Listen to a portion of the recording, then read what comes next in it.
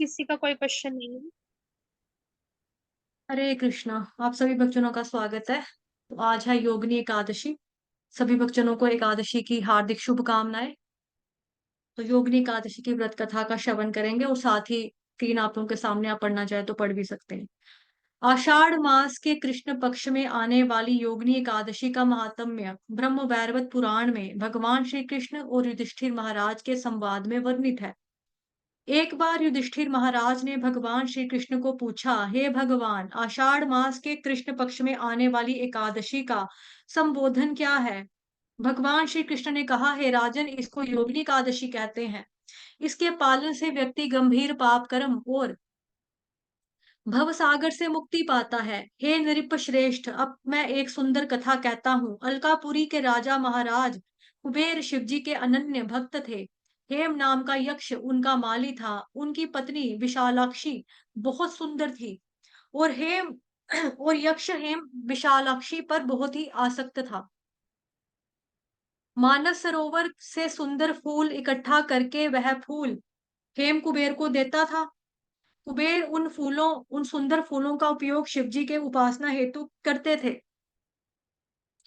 एक दिन हेम ने सुंदर फूल इकट्ठे किए, पर वह कुबेर को ना देकर ही पत्नी के प्रेम के कारण घर में रख के उसके साथ ही रहा। फूलों के भाव के कारण पूजा संपन्न न हो सकी। 6 घंटे प्रतीक्षा के पश्चात कुबेर को अत्यंत क्रोध आ गया और उसने अपने एक सैनिक को माली के पास भेजा। हेम माली के पास से लौटते ही कुबेर को उस सैनिक ने कहा, हे माली, घर पे अपने पत्नी का संग कर रहा है। यह सुनने के पश्चात कुबेर ने हेममाली को अपने पास लाने का आदेश दिया। अपनी भूल को जानकर हेम ने कुबेर के सामने आते ही साष्टांग प्रणाम करके हाथ जोड़कर खड़े रहा। क्रोधित कुबेर ने उससे कहा, हे मूर्ख, आध्यात्मिक यानी कि धार्मिक तत्वों का खंडन करने वाले महापापी व्यक्ति, अपनी पत्नी के आसक्ति के कारण आज तुमने मेरे प्रिय आराध्य महादेव जी का अपराध किया। यह केवल तुम्हारे इंद्रिय भोग के कारण हुआ, इसलिए तुम्हें कोढ़ हो। यह मैं तुम्हें शाप देता हूं, जिससे इसके आगे तुम अपनी पत्नी से हमेशा दूर रहोगे। मूर्ख, फौरन इस जगह से निकल जाओ।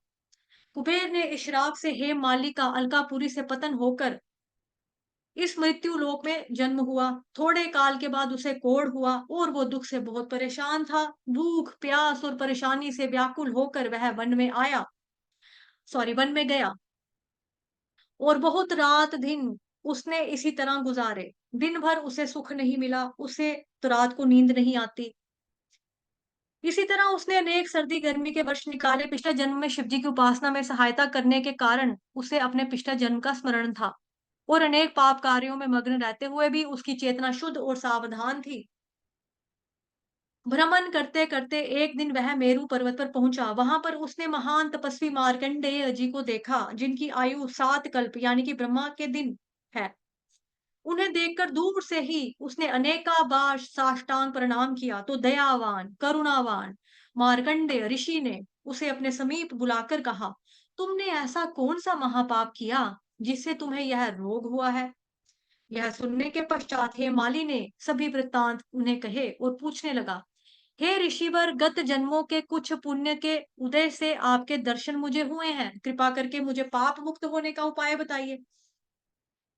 तभी मार्कंडे ऋषि ने कहा, हे माली, आषाढ़ मास की कृष्ण पक्ष में जो योगिनी एकादशी आती है, उस व्रत का पालन तुम करो। ऐसा करने से उस व्रत का कठोरता से पालन किया और कोढ़ मुक्त होकर अलकापुरी को लौट आया और अपनी पत्नी के साथ आनंद में रहने लगा। 88,000 88 शायद बोलते हैं इसको हिंदी में। 88,000 ब्राह्मणों को भोजन दान कराने का फल केवल इस एकादशी के व्रत के पालन से मिलता है। सभी पापों से मुक्त होकर व्यक्ति पुण्यवान बन जाता है। हरे कृष्णा कृष्ण कृष्ण हरे हरे, हरे राम हरे राम राम राम राम हरे राम हरे। हरे हरे, हरे हरे कृष्णा हरे हरे कृष्ण कृष्णा हरे कृष्ण कृष्ण कृष्ण कृष्ण हरे कृष्ण हरे, कृष्ण हरे कृष्ण हरे हरे राम हरे, हरे हरे राम राम राम हरे राम राम राम हरे राम हरे। राम हरे हरे हरे, हरे कृष्ण कृष्ण हरे कृष्ण कृष्ण हरे कृष्ण हरे, हरे हरे हरे, राम हरे राम राम राम राम हरे राम हरे। हरे हरे। योगी श्री कृष्ण चंद्र एकादशी महामा की जय। श्री जय कृष्ण चंद्र भगवान जय की जय। एकादशी मैया जय की जय। जय तुलसी माता की जय। हरे कृष्ण। हरे